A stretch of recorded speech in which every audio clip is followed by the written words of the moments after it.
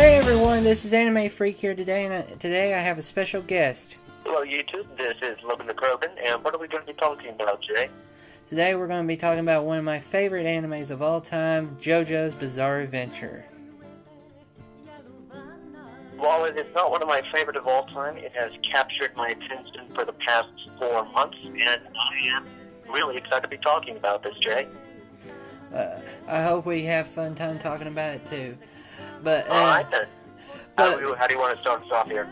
Let's talk about the synopsis for this show, because that's probably the most difficult thing to do. Yeah, if this were something like Shonen, we could probably get this over with in about 3 or 4 sentences, but this is going to be tricky because you'll have a difficult time finding an anime with a more colored past than JoJo's Bizarre Adventures, because this thing technically released in the but the one we're talking about was the re-released version. Yeah, I found out the basic synopsis for that I can come up with on my own is it's about JoJo with a family of JoJo's throughout the generations facing various supernatural and onslaughts of demonical beings. Right, so for those who don't understand, this show goes across, eons is not the correct word, but decades of Earth's history, and for each section of history, we follow a particular family of JoJo's. The beginning starts in the late 1800s, or is it the early 1900s? The best I can say is it's 1890s.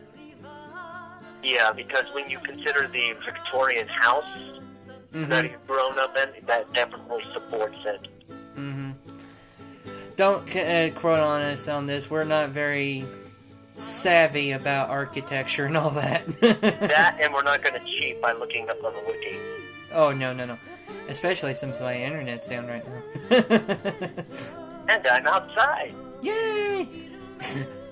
But but each section of the show follows a different JoJo and their villain of the jour and their misadventures of having to take down this entity. And the first JoJo is named Jonathan Joestar, and his villain is one of the baddest badasses named Dio Brando. Oh, so that was his last name. Yep. Interesting. I just like how his name is Devil and like right. in Latin. Alright, shall we go on to the plot, or are we going to talk about these two particular characters and the supporting cast as well? Well, I figure let's talk about the stories. That way then we can talk about the characters, because the characters make up the majority of the story. Right, because with JoJo's Bizarre Adventures, the story is relatively easy to follow. It's that the characters complicate, and I don't want to say convolute, but definitely complicate the story, which they make the adventures what they are. Opinion. They make the adventures what they are. Let's just say that. Yes. So the show starts off with who is the father of Jonathan Joestar? His name is Jacob. Jacob Joestar. He and his wife crash into a rocky ravine, and they are rescued by a very, very ill-mannered man whose name escapes me. I can't remember his name either. Yeah, he was essentially anime Peter Pettigrew with that horrible face he had. Oh, yeah. Not sure where Dio got his traits from, because he looks nothing like his father. They showed a glimpse of his mother, just a glimpse, and he does look a little bit like his mother. Just a Oh, yeah. So I'll just say his essentially, this man was always looking to loot the bodies, or anything worth of salvage, but not Joseph Joestar, but Jacob Joestar survived with his infant child, and this rotten scoundrel of a man actually help these individuals, but not for any redemptive reasons. As an opportunity to enhance his own life, but in fairness, did happen. Yeah. Jacob was a trustworthy man, and he said, "Oh, you help me, I'll help you." And he's just like, "Oh, what are you gonna give me?" I think the word you're looking for is gullible. Mm-hmm. Well, although you would never make that first impression just by looking at his physical appearance, but my God, it's not that gullible around.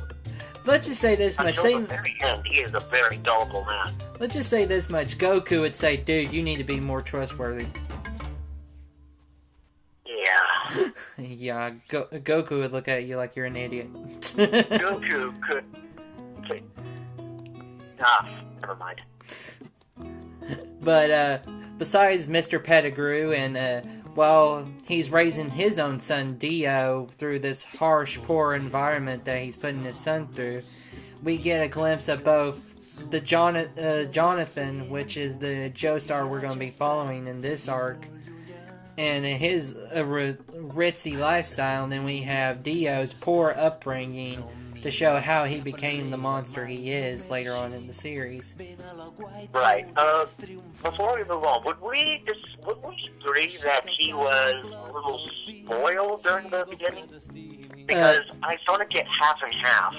He has a good upbringing, and he's relatively well behaved, but we don't really see him going on about his wealth. But he is a little... Well, instead of naive like his father, he's more ignorant to the ways of the world. Right. I mean, this is a very, very simple character we're talking about, but he goes through extraordinary events. Mm-hmm. But we'll get to that. We'll get to that later. I wouldn't say he's a simpleton, but I'll say this much. When he says, "I need to beat this guy, how can I do it?" he thinks punch harder.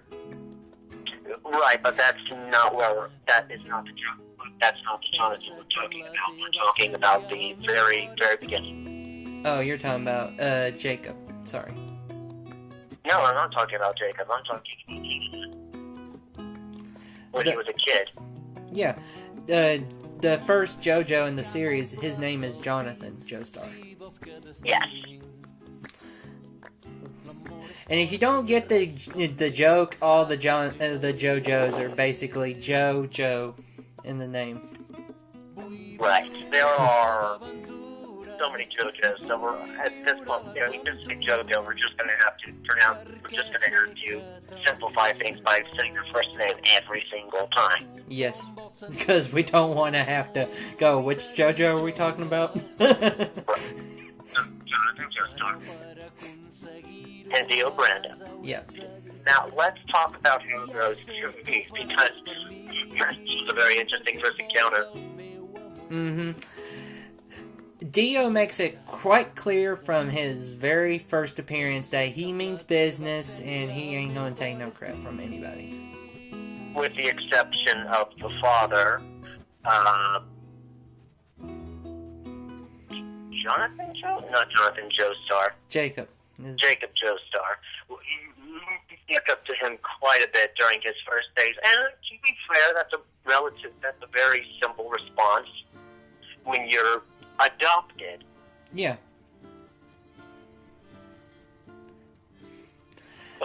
His first impression to Jonathan is a whole other matter. He kicked his dog. Yeah.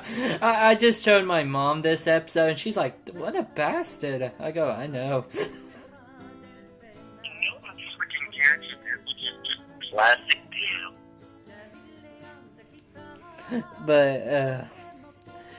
But like I said, the first few minutes of the first episode, before they properly meet each other, I guess you can say, does set up why he is this way. He's not just, "Oh, I'm evil for the sake of evil." No, he had a... But to be fair, many villains are like this. It's nothing we haven't seen before. It's just that the voice actor really sells the character. Extremely so, both in English dub and in Japanese.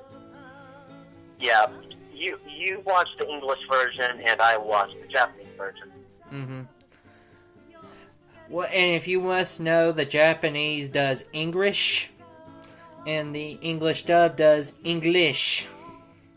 English, yes. It's possibly the core reason people hear about JoJo's Bizarre Adventures, because it is a heavily meme-based anime. Oh, yeah. Well, not meme-based, but it comes across that way. It generates a lot.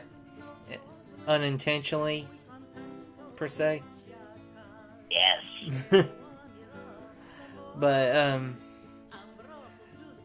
then the next... can I go on to the next JoJo? Or are we still talking about these two? I feel it's a bit premature to move on, because we've only gotten to the cumulative encounter. Okay. That being said, if you want to leave it up to the viewers to see the rest of it, we can do so. Well, if I just want to talk about the story bits and then go on to the character traits of each one of them. Very well. If that's alright with you. Alright, let's get to the story. Alright. Well, skipping a couple generations, we're going to now into New York City, where we meet, I think, one of the best JoJo's ever. Jacob Joestar. And he's a trickster. He's very much. His story... No, Joseph Joestar. Yeah. His story is pretty much the bare opposite of his grandfather's. Because where his grandfather was more honorable and led by the gentleman's code, this guy's like, freak it, I'm getting out of here. He pretty much wrote the book of misdirection. Oh, yeah. Although that's sort of inaccurate, considering how he was inspired by a magician. Real magic, not wizards, not energy beams, but sleight of hand and misdirection wizards. Not Harry Potter magic, but more or less, oh, is this your card? Magic. And it comes off that way. He does have a good sleight of hand if you really watch how his body moves, which is a testament to the animation department. Deception and misdirection is his core skill. Mm-hmm. And core mentality. He also likes to manipulate his opponent by saying what they're thinking. God, I wish he did that more often once he reaches his 80s or 70s. I can't remember. Which one? Joseph Joestar in his 80s. Oh yeah. We're talking about the Joestar in his 20s. I almost want to say he's younger than us. I want to say that he's 18 or 19. Just has the body of a frickin' brain flood. He's a bodybuilder, that much is for sure. Well, to be fair, you'll find it difficult to not find a male character who has an insane body build. True enough. Especially during this time period. Even Speedwagon has somewhat of a body build. God dang, yeah. Even in his later years. You know what, yeah, he was fit for a man in his 80s. Mm-hmm. But, oh Jesus. Mr. Speedwagon. But, if you haven't really guessed by now, each JoJo follows like a different lineage in the family. Like the first one starts off with the son of the trustworthy man.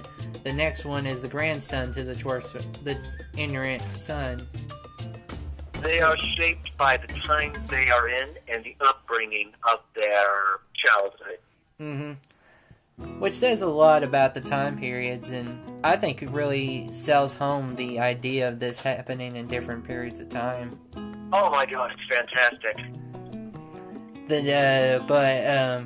The next one that takes place in the 80s, oh my god, there wasn't enough testosterone in the whole world to contain them. Yeah, this isn't just one time period and one location as opposed to the previous two generations. They are in Japan, they're in China, they're in India, and then they're in Egypt. Oh, yeah. As well as some time in the Mediterranean, but those are more encounters than world perspectives. Let's just say the word adventure fits the show. Yeah. Adventure and the other word bizarre, because I think... Oh wait, I was wrong. With just Joestar, they were in New York. They were in South America, and then they were in Germany, and then they were in Italy. And you really see a bunch of the spark powder when it came to the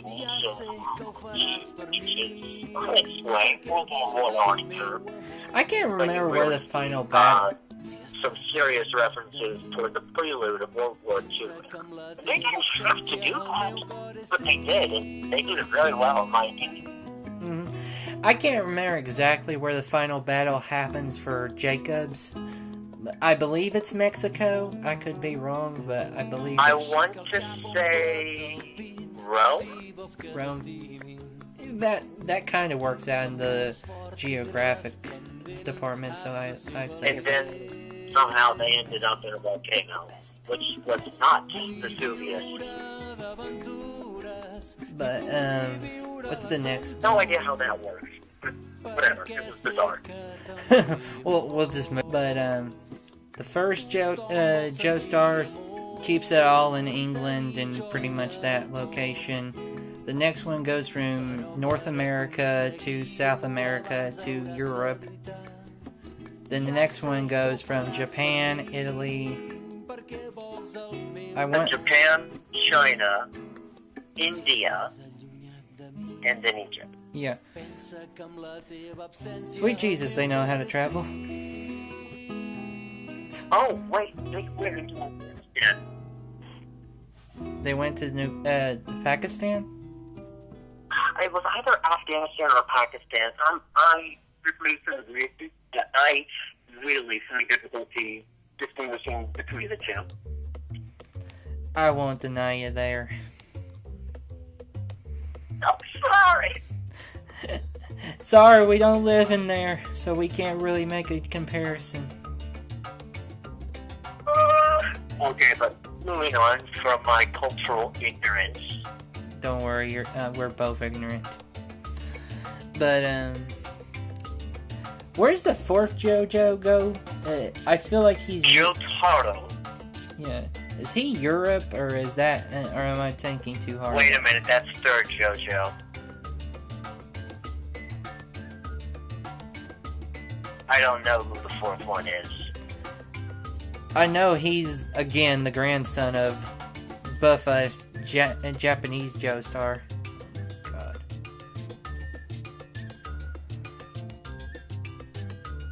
I have not done Stardust Crusaders. Let's just say that when we say they move around, they move around. Yeah. Locations are a big theme of this anime. Which is a nice change of pace. Which is weird considering this is a fiction. Mm-hmm. Well, I'm sorry, fiction. All anime is fiction. A fantasy. I would say a sci-fi, a supernatural thriller. Is basically how. Yeah, which really doesn't need to bank itself on real-life locations to work, but this does, and it supports the story, and it supports the characters, and it supports the atmosphere. Encounters. Not only that, the atmosphere always changes, which is a nice thing. Yeah. People, if you really must know, atmosphere does affect your characters. So, keep that in mind when you're writing them. But that's basically the story, them jumping from location to location to deal with a supernatural threat.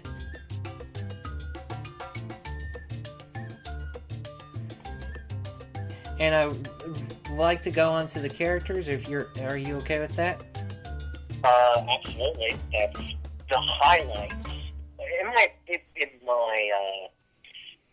opinion, the highlight of this show? You have no idea. But, when we talked about the first Joestar, Jonathan Joestar, and his enemy, Dio Brando, if you really must, how I put it, it's like how the Joker and the Batman play off each other in a weird fashion. I don't know. I would not actually make that comparison. I look at it like that because... I don't know. Dio, I never thought once that Dio was insane. He was a mortal who found himself with incredible power. No, well, so he's not insane.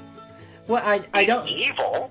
That's not in dispute. I mean, he was an ass when he was a kid. He was evil before in his adolescence. What's it called? Were they university students, or was that the equivalent of high school? I made sure. Well, I made sure they were in college, which was a high thing back then. Oh yeah, this was not community college. This was downright university. Mm-hmm. Let's just say they had pedigrees. So, with that out of the way, we've established that these are two incredibly intelligent characters. Mm-hmm. Which is a nice thing to say about your characters. I get a little tired of the classic doofus, so to have a smart character is actually kind of refreshing. Yeah, to compensate for their intelligence, they need to be powerful. That's a trope that's done too many times. You see it all the time in shonen. Yeah. Sorry, Naruto and Goku. You make my brain hurt. Luffy, Ichigo, you're not much better. No. That being said, I do like 3 of those for anime. I'm not going to say which ones, because I'm not going to establish a flame war. That's fine. Wait, that's wrong. I want like 2 of the 4, but I do like the abridged version of one anime. I think that narrows it down, unless our audience has been living under a rock. TV, TFS. Yeah, and right now they're in hot water. Yeah, I don't think that's appropriate territory to enter. Mm-mm. But, moving right along, like I said, our main characters have verified that they are smart. They do have brains about them. They have the brains to match the brawn. I swear to God, their brains have frickin' muscles. If brain matter had muscles, they would be it. Very, very, very veiny brains. Oh, yeah. Which we do see. Mm-hmm. Explode. From time to time. Constantly. Not those characters, just other characters. Yeah. This is not a anime for the faint of heart. If you have a squeamish stomach, yeah, you might want to turn away. Yeah, although that could be overselling it, because it's not as gory as anime like Berserk or Attack on Titan. Or Elfen Or, Lee. I think Evangelion counts. Elfen Lee I thought was very gory. Right. But yeah, it's gory, but in moderation. Let's just say, for my taste, it's not horrible. It's just that... shit, I forgot to mention Hellsing. Ooh, Hellsing. Oh, heck yeah. And, but Dio comes off as a really evil character, and it works. And then JoJo comes off as a really good character. It works.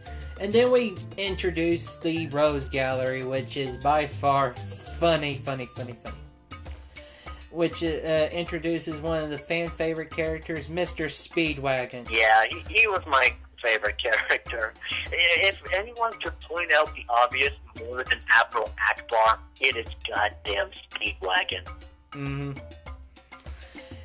And it's, I know you talked about him in Japanese, but I love listening to him in English because he sounds like an old-time boxing ring announcer when he's just watching the fight. He's just like, oh, someone got it right hit, and oh.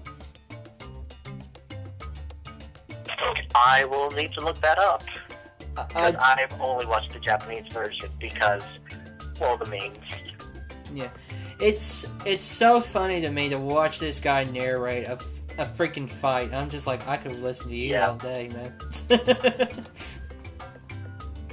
Yeah, this is not an anime you take seriously, but it has its action, it has its comedy, it has its story, it has a perfect balance. It can give you emotional ties to a character, but I gotta be honest, these connections are few and far between, because this is a very outlandish anime.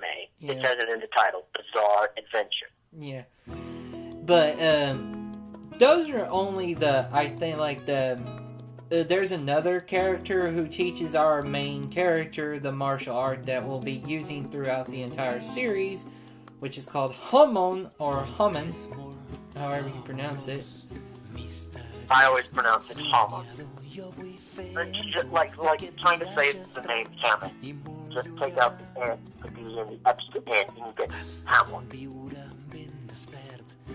Or Hamon, if we're going with the Chinese and Japanese derivative pronunciation, which honestly I don't want to do, because this was not developed by Oriental martial artists. It's a hard word to say.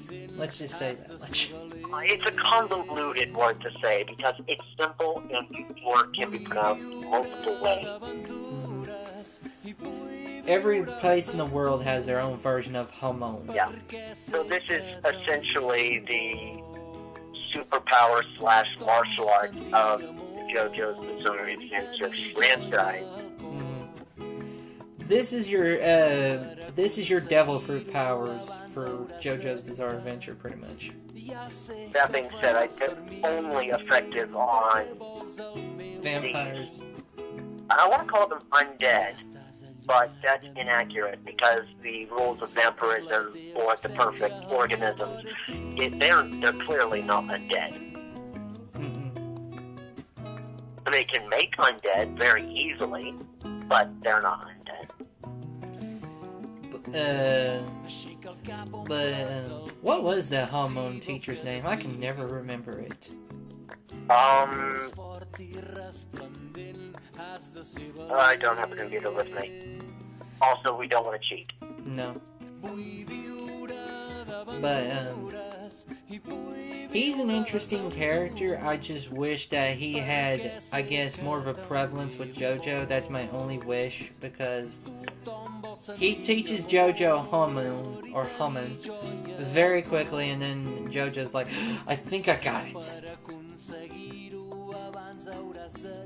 Yeah, to be fair, it's very difficult to find a bland-looking character in JoJo. To me, his entire character sort of was hinged on his very French, very small, very composed appearance.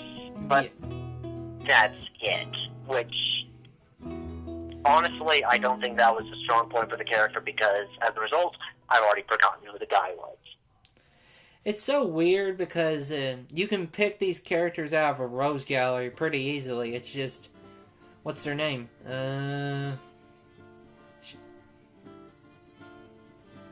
Like, you recognize that person, but you can't think of their names. There's a lot of characters for such a, I don't want to call it a short anime. Does it have, like, 100 episodes? Yeah. A little more than that? 100 plus, I think.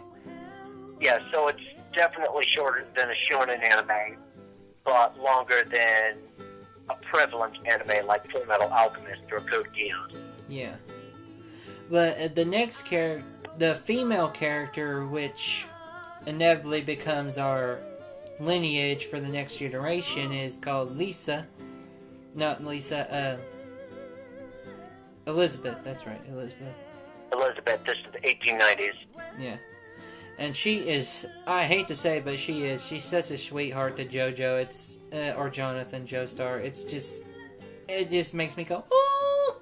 It's a trope, but it is an appropriate trope, considering this is Victorian England, 1890s. Yeah. The attire is correct. The behavior she is raised up to be is correct as well. She's a very ladies' lady. Yeah, she's lady. She goes, "Oh, how dare you!" Okay, now I'm becoming insulted. But that's pretty much how she talks. Oh, right, English dub.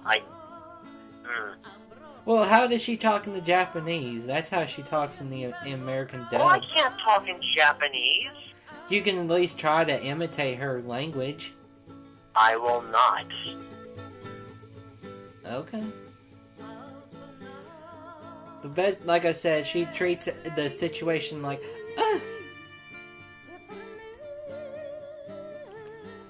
but she manages to survive what happens to the Joestar line for that season, and she carries on the lineage, and then we go on to our next JoJo pair, which is Jacob. 2 generations later. Yeah. Jacob Joestar, and Joseph Joestar, and he has the best entrance in all of anime, for my opinion, because it shows him walk up to a cop while drinking a Coca-Cola bottle. It should be mentioned this is a dirty cop, so let's not give any false impressions here that he is a bad person. He's just an asshole. Yeah. But he isn't the best kind of asshole. He looks like a pig and he squeals like a pig. Let's just be honest here. Yeah, but that just gives him so much freaking charm. Yeah. But then his, I guess, companion through all this, I wouldn't say that, but he does show up quite a bit in the episodes I guess he's in. But are we talking about Caesar? Smokey. The black kid? Yes. He's actually one of the very, very few normal-looking people in this anime. Yeah. And that's saying a lot. Yeah. But that name just made me take a back. I'm like, oh, okay, so we have a black kid named Smokey. Okay. To be fair, I think the anime could have done without him because he didn't do anything important. No. With the exception of being a element to Joseph's pilot, his intro. He hasn't really done anything. No. I just looked at him and thought he's kind of like how Speedwagon is for the first JoJo. But Speedwagon was cool. Yeah. And I don't know. Got 2 seasons. Yeah. Let's just say he's... And he was useful. True. He couldn't fight, but he was useful. Sorry, Smokey, you're in the backlog. He's the Bulma of the JoJo's Bizarre Adventures universe. Okay, you're in the corner now. What? I That's said... a compliment. No, I'm talking about Smokey. I'm like, you're in the corner now, Smokey. Oh. Okay. He's useless. He doesn't get to fight anymore. Yeah. And, this JoJo, I swear, I could watch him all day, and if the series just followed him from then on, I wouldn't care. Because, what's he do? He certainly lived long enough to justify that. Yeah. Just insert some action in between the 2 arcs. Bam, you have yourself a season. Yeah. What's the first thing he does? Okay, he encounters this monk that He is... breaks a cop's finger, or amputates his finger, with a Coca-Cola bottle cap. Mm-hmm. We are not exaggerating here. It was so much fun. I was like, how is he going to make this work? He made it work. And that's not even the most insane thing he's done. No. That's... Let's not spoil. Let's not give away too much. No. Let's just say that intro is pretty much justification for his character. Yeah. JoJo is a no-nonsense sort of gentleman, with the exception of when his grandmother Elizabeth enters the room, then he behaves like a well-disciplined, trained puppy. If she's not there, it is gloves off with this guy, and he is fantastic. 90% of the scenes he's in are gold. Okay, maybe not 90, maybe 80%, because there's just a lot of exposition dialogue that he's constantly involved. But yeah, I think that's a good percentage. 80% of the screen time he has is fantastic. It's so much fun, too, to watch him finally. Like, the first time we see him also is like when talking about his grandmother. He goes, "Oh, I'm going to be late and Granny Arena's going to be mad at me." I'm like, yeah. Incarceration and arrest and possible death by gun? I don't give a shit. You're late for your grandmother's tea party? Oh shit, the world's about to end. Yeah, it's so much fun. It kind of reminds me of how Peter Parker acts around his Aunt May. You're just like, dude, you're going to be fine. Chill. Which Peter Parker? Andrew Garfield or... all of them. They all act like idiots when the Aunt May. New one, whose name escapes me. They all act like idiots around Aunt May. Oh well. Sorry, everybody. I'm just not the biggest fan of Spider-Man. Which is odd, considering he's one of Marvel's greatest movie assets. He's had 3 iterations, and wow, he has a lot of movies. I've counted 6 so far, if we don't consider the 60s versions. 7, because he's in Civil War. Okay. And 8, because he will have a new movie. That's not a lot of superhero movies around one character. With one superhero. I don't think even... Wait, Batman does. Batman has as many or more, but we've gotten off track. Yeah. Sorry, everybody. We're just talking about superheroes. Damn it, Jay! Sorry. Let's get back to anime. Well, but going back to this Jacob Joestar, then getting later into the series, he encounters what made these vampires that his grandfather had to fight in the first season, which are called Pillar Men, or the Perfect Organisms, however you wish to write it. These are a subcategory of humans which are vulnerable to the sun's light, like their vampiric thralls. It's so weird to me because they are not undead. They are a subspecies of humans that are subterranean. Yeah, it's so weird to me because I listen to their background and I know it sounds too much like what are they called? Every time I mole people. Not mole people. What we call cavemen. I prefer mole people. There's a name I'm thinking of, but I cannot think of it. But yeah, they are kind of mole people. They like to stay out of the sunlight, which is a unique aspect to them. I really do admire that. Yeah, that and incredibly talented users of Hammond, those are their only 2 weaknesses, because they have absolutely astounding regeneration capabilities. And these regenerative capabilities rival Cell in Dragon Ball Z. It's so weird to me, too, to watch them, because they're very intelligent people as well, because they learn very fast. Like, they pick up on a language pattern pretty effortlessly easy. Yeah, but unfortunately, they sort of out there, so it's not exactly respectable, only astounding. But that is a unique trait about, if you think about a human organism that can learn pretty much a new language within 5 seconds of hearing it. That's pretty incredible. Yeah. These guys are immortal.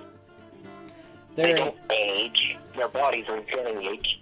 The only way to kill them is through the sun or hormone. Incredibly concentrated bursts of hormone energy.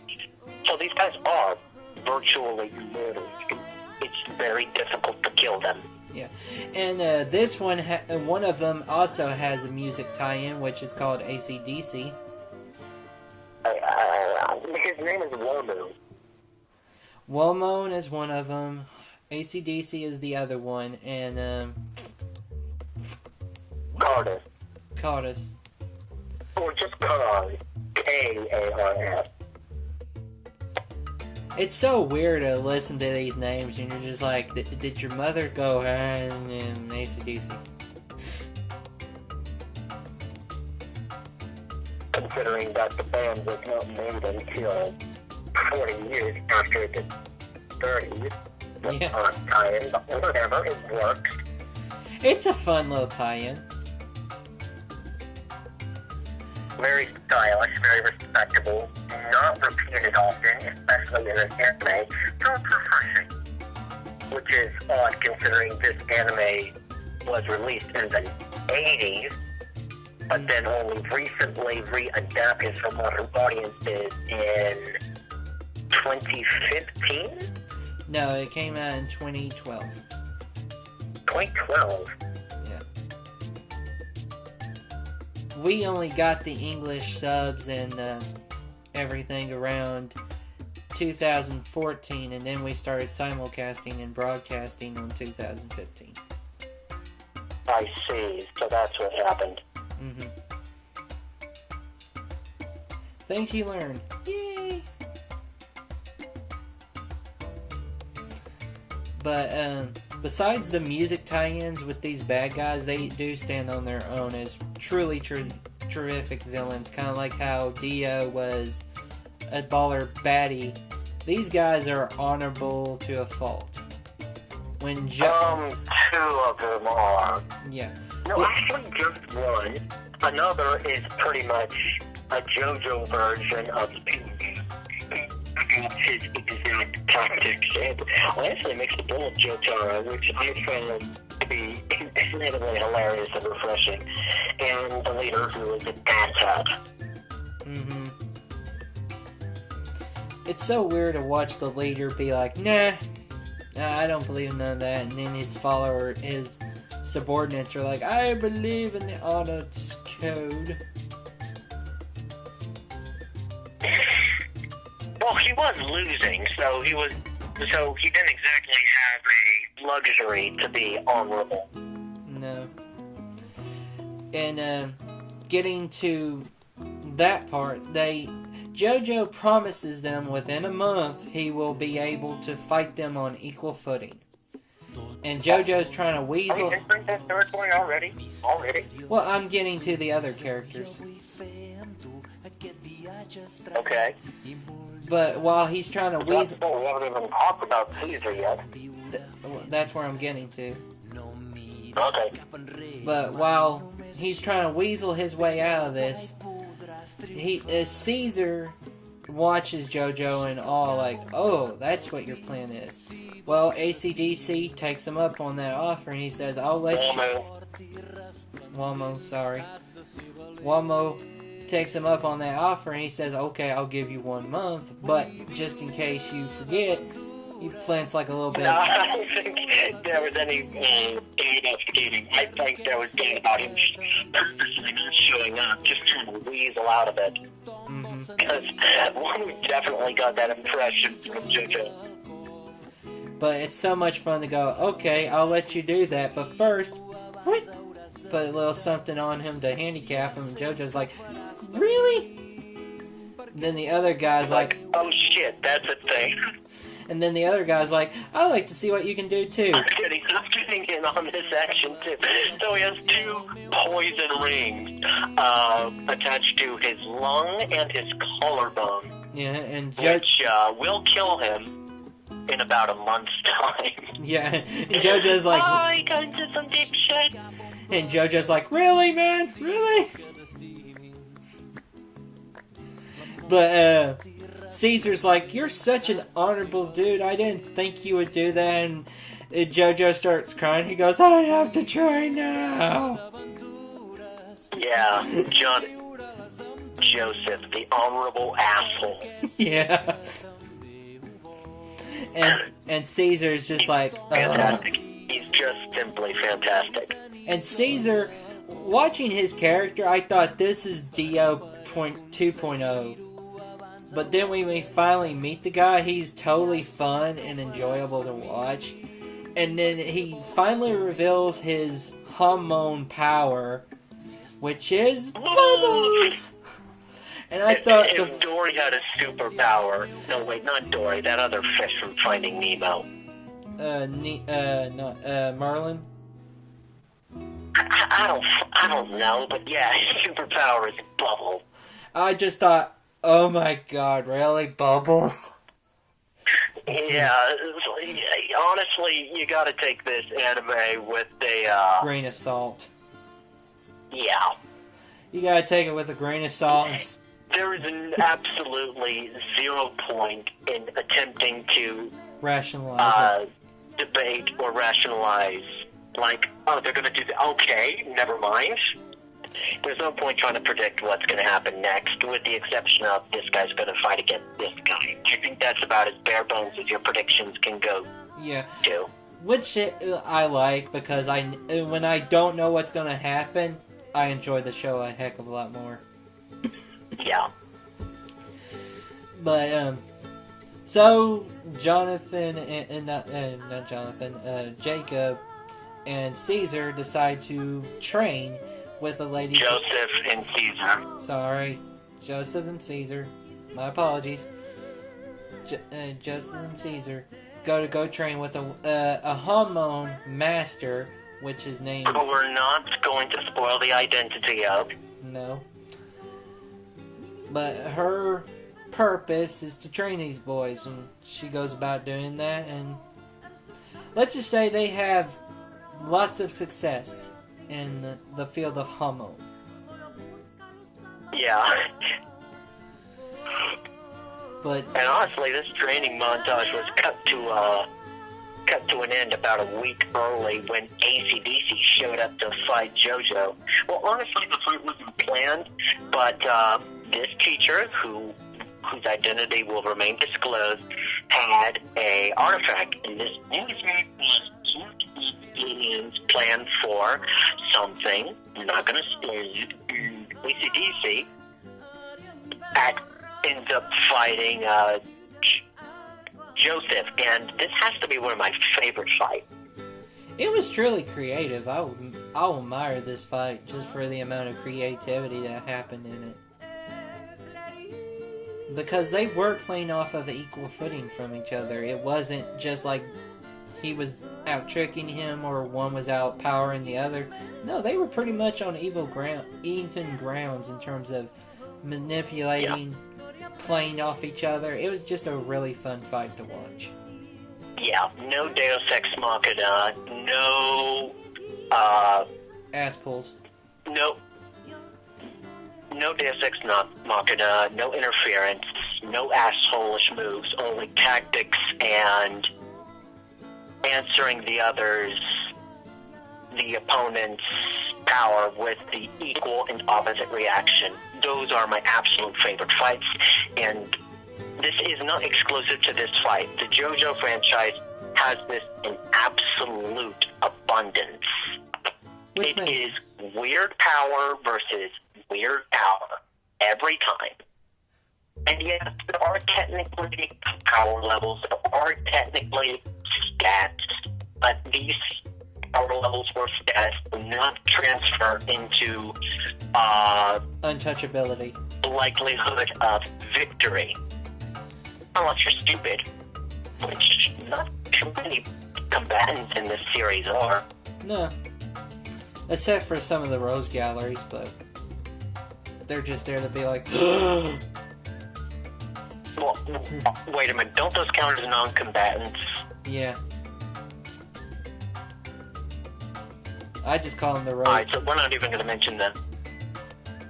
Let's just say when you have 0 fight capabilities, don't worry about them ruining the show. Oh yeah, because when you don't fight, there's a 100% chance they'll win. No, I call that shenanigans, because a lot of people die in this anime. Mm-hmm. Not too many important people, but a lot of people die in this anime. Then we get to one of my favorite characters, just because of how absolute insane he is to fit this show, is the Nazi German soldier, Mr. Cyborg. Oh yes, our absolutely favorite good guy, Nazi Cyborg. Let me repeat that to your viewers. The good guy, Nazi Cyborg. Yeah. How do you get more creative than this shit? Good guy Nazis. That sounds like a Mad Lib. Good guy Nazis. Which just goes to show that these governments are more evil than Nazis. Can you imagine him going back to the Führer? What happened in Mexico? Nothing, my Führer. I don't think he said anything. I think, and the Führer said, fix them up, do what you can. And then just forgot about the whole thing. Because we don't see Hitler in this anime, and Hitler's not even mentioned. Just the Nazi party. But, play I don't know if they're prevalent, but they have a constant presence in the second iteration of JoJo's.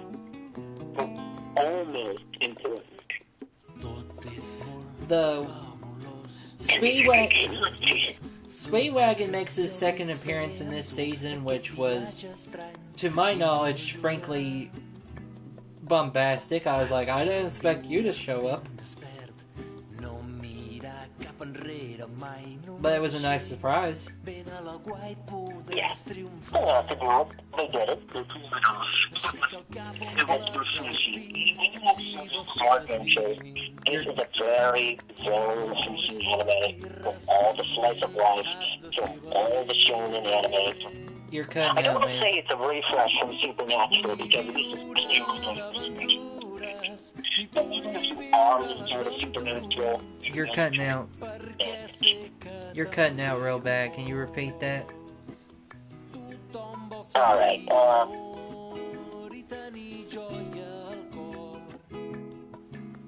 You there? anyway, JoJo's Bizarre Adventure is a very refreshing anime. It's refreshing if you've seen too much shonen. It's refreshing if you've seen too much micro. It's refreshing even if you're tired of Supernatural. JoJo's Bizarre Adventures is a fantastic anime to watch. Mm-hmm. Now, that covers basically our characters and story, but the one thing that I always recommend to people about this show more than anything is, besides the characters, is its art direction, which is surprisingly fantastic. I will let you take the lead on this, Jay, since you have paid attention to that aspect of the show more than I have. Okay. The art direction for this show is stellar for various reasons, because for me, when I watch a show, the color palette, or in essence how the show looks, will tell you a lot about how the show will go about its chores or its daily function. And this show is very bombastic about how it shifts colors. Like, one minute it will be reds and blues, and then the next minute it will be yellows and purples. It's so odd how they do the direction of the art for this show, but it really fits to the direction and style of the show.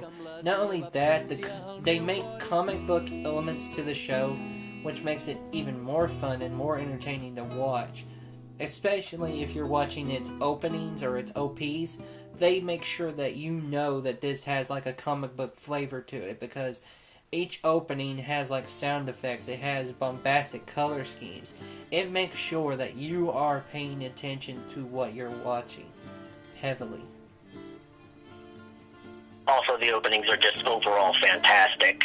These rival the very first opening to Tokyo Ghoul. What was I talking about?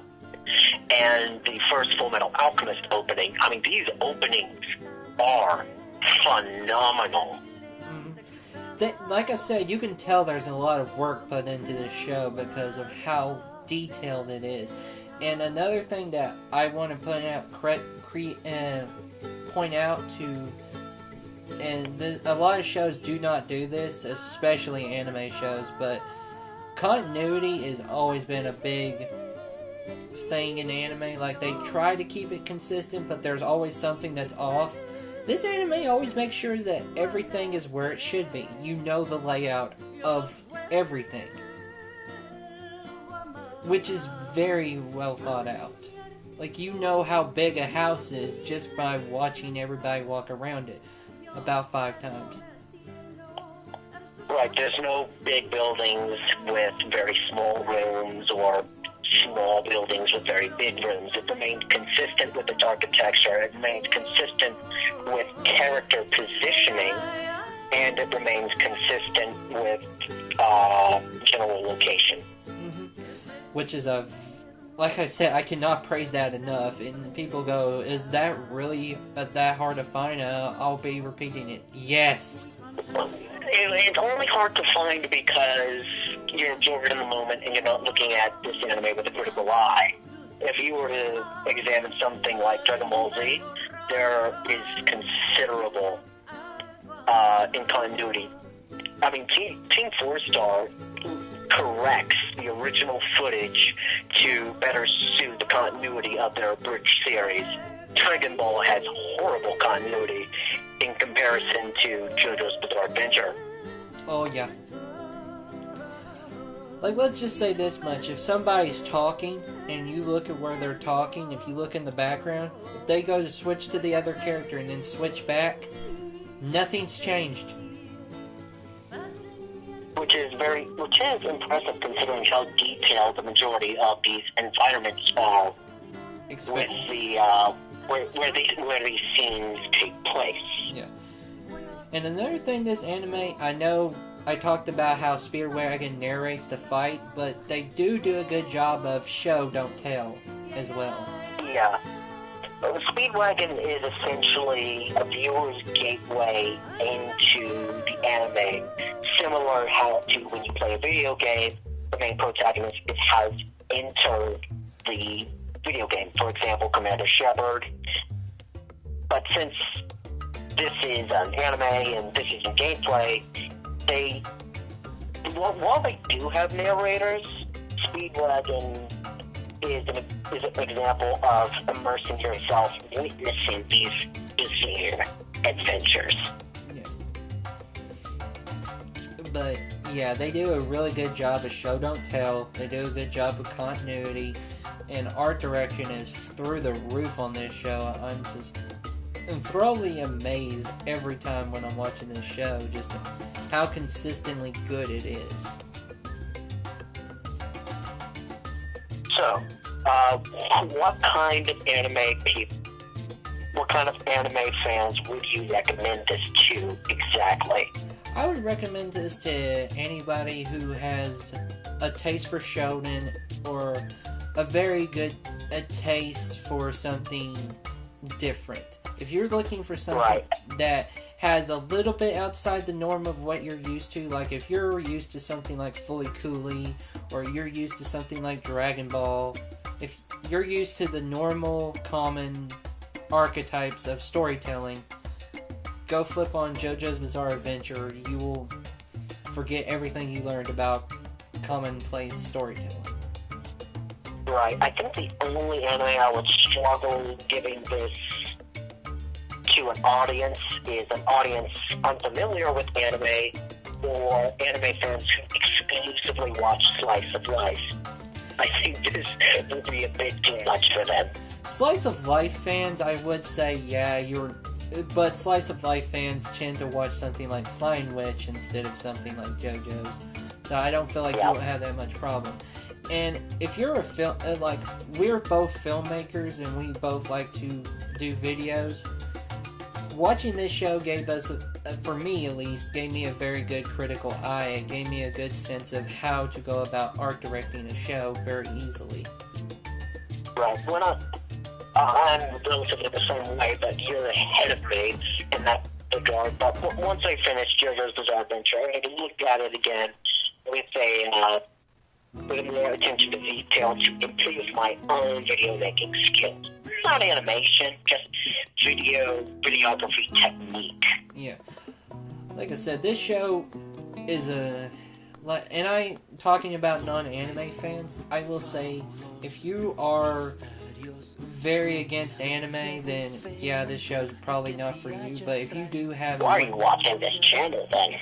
Yeah, not only that, but but I do say you go out and watch a little bit of it, because anime does like to go in Crazy Town, but this one is pretty much a good... This cranks it up to 11.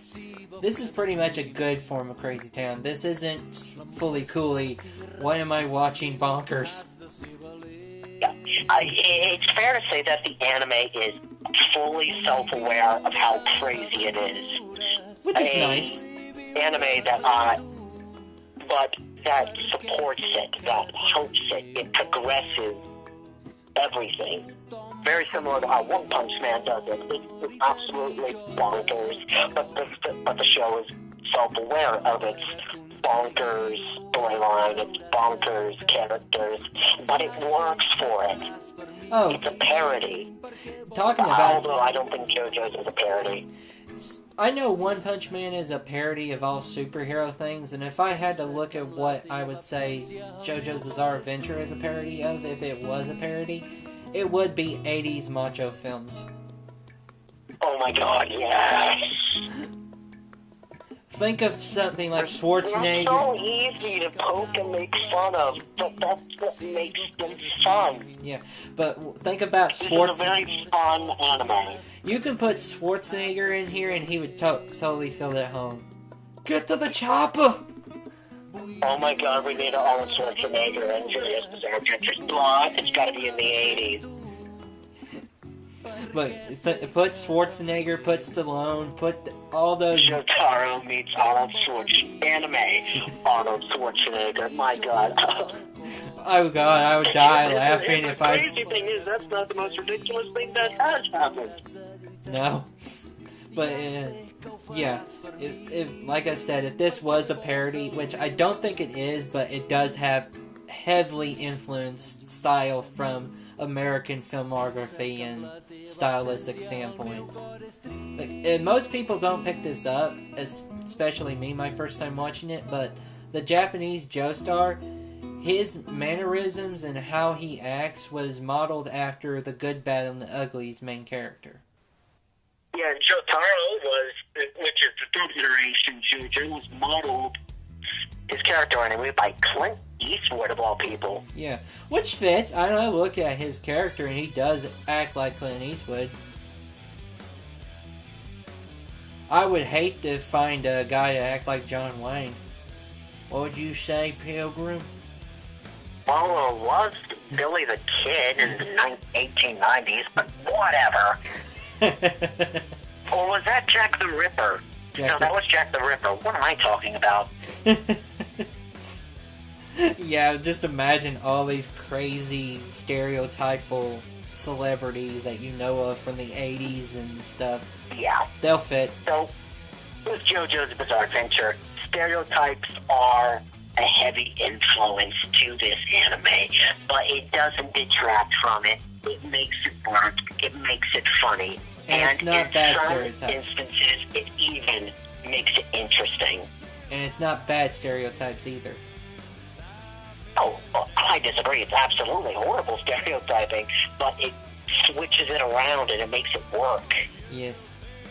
But, before we head out, I'd like to thank my guest, Logan, for joining me today.